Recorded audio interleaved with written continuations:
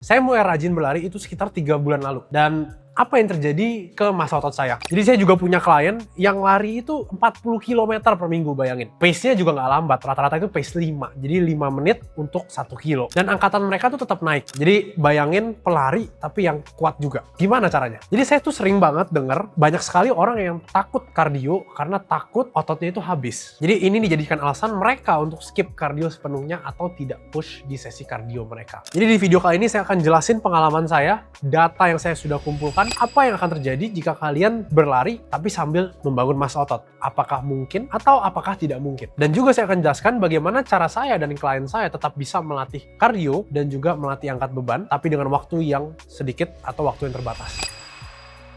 Hybrid training itu bukan tren baru, itu hanya sebutan baru aja. Itu adalah bahasa keren dari strength and conditioning. Jadi kalian melatih berbagai modalitas fitness sekaligus. Jadi saya tertarik terhadap hybrid training belakangan itu bukan hanya untuk konten. Berbeda dengan beberapa orang yang pengen kelihatan keren aja. Kalian mungkin tahu saya juga latihan Brazilian Jiu-Jitsu. Dan di dalam Brazilian Jiu-Jitsu itu kita butuh bukan cuma kekuatan otot aja, apalagi cuma besar-besaran otot. Tapi kita juga butuh daya ledak, kita butuh endurance, biar kita bisa bertanding dengan jangka waktu yang lebih panjang tanpa gas out. Saya menyebut latihan hybrid itu sebagai capable body aja. Jadi apakah kita capable untuk menunjukkan berbagai modalitas fitness dari tubuh kita? Aerobic base yang baik, kekuatan yang lumayan tinggi, dan daya tahan yang tidak habis kalau misalkan kalian pakai dalam jangka waktu yang panjang. Ini yang membuat hybrid training itu sebagai sebuah lifestyle. Bukan hanya soal penampilan aja layaknya binaraga, bukan soal hanya cepet-cepetan lari, tapi semua pendekatan secara holistik.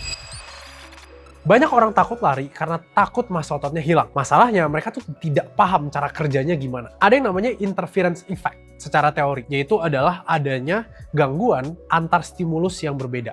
Dalam kasus ini lari dan angkat beban. Memang betul adaptasi untuk lari dan adaptasi untuk angkat beban itu berbeda. Lari akan dominan terhadap otot slow twitch, sedangkan angkat beban akan lebih dominan terhadap otot fast twitch. Jadi kalau misalkan kalian berlatih dua-duanya sekaligus, mereka akan bingung untuk adaptasi yang mana. Tapi kalian nggak tahu kan, kalau interference effect itu sebenarnya dose dependent. Jadi seberapa banyak kalian latihan lari, seberapa banyak kalian latihan angkat beban. Dan semakin kalian ada di sisi yang paling ujung, maka interference effect-nya makin kerasa. Tapi kalau kalian masih ada di tengah-tengah, maka semuanya itu bisa dilakukan secara berbarengan. Jadi sebelum kalian khawatir, kita harus tanyain 3 hal dulu. Seberapa besar massa otot yang kita inginkan? Seberapa jauh kita lari per minggu? Dan yang ketiga, apakah kita tetap memprioritaskan angkat beban? Kalian kebanyakan bukan pelari maraton, jadi kalian tidak usah takut massa otot kalian hilang. Karena mileage lari kalian belum sepanjang itu.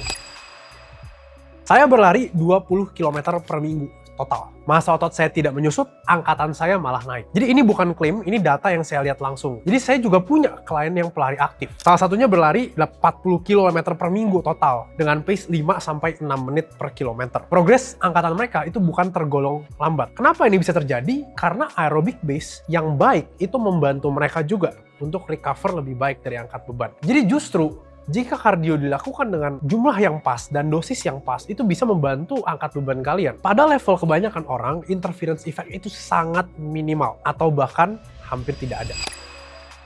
7 jam per minggu, itu total waktu yang saya butuhkan untuk berlatih secara hybrid. Tidak lebih. Sekarang kalian sudah tahu bahwa sebenarnya bisa kita untuk melatih beberapa modalitas berbarengan, khususnya lari dan angkat beban. Jadi gimana caranya saya membaginya? Pertama, pilih gerakan yang efektif. Ingat, waktu kalian terbatas, jangan buang-buang waktu di gym untuk gerakan-gerakan yang tidak terlalu berefek. Compound movement adalah prioritas kalian. Dan kalau ada waktu tambahan, baru kalian lakuin aksesori movement. Kedua, tetap jaga frekuensi angkat beban 3-4 kali seminggu.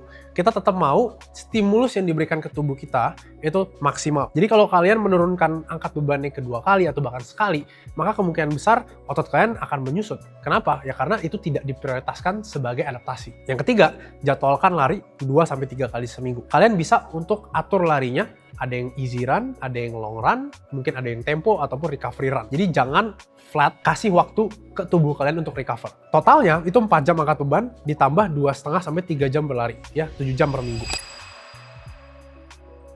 Kalian tidak bisa berlatih secara hybrid jika kalian masih memiliki mindset binaragawan. Ini bukan soal gerakan atau programnya ya, latihan binaraga atau latihan bodybuilding itu baik adanya. Tapi yang kalian harus perhatikan seperti ini, untuk membangun atau mempertahankan massa otot, kita tidak perlu untuk selalu berlatih hingga gagal. Karena dari yang kita tahu, banyak binaraga yang latihannya sangat keras sekali. Ya memang karena prioritas mereka adalah untuk memberikan stimulus mechanical tension setinggi-tingginya. Tapi dari riset yang ada, sebenarnya untuk kalian yang pengen berprogres perlahan aja, kalian bisa berhenti 2-3 reps sebelum gagal. Dan ini cukup efektif bahkan dibandingkan dengan latihan yang sampai gagal. Ini juga berlaku untuk angkat beban dan untuk lari ya. Jadi kalau jadwalnya easy run dengan heart rate zone yang rendah, make sure itu easy run, jangan di overshoot. Jadi dengan kalian menurunkan kadar fatigue atau kelelahan kalian karena latihan yang terlalu keras, kalian bisa progres lebih panjang, nafas kalian lebih panjang. Ketimbang kita yang sering digas terus sampai gagal, sampai gak kuat angkat lagi, pada akhirnya dari minggu ke minggu malah jadi stuck, malah jadi turun performanya. Ketika kalian memahami hal ini, hybrid training itu tidak terasa lagi seperti beban atau tidak terasa lagi seperti sesuatu yang melelahkan.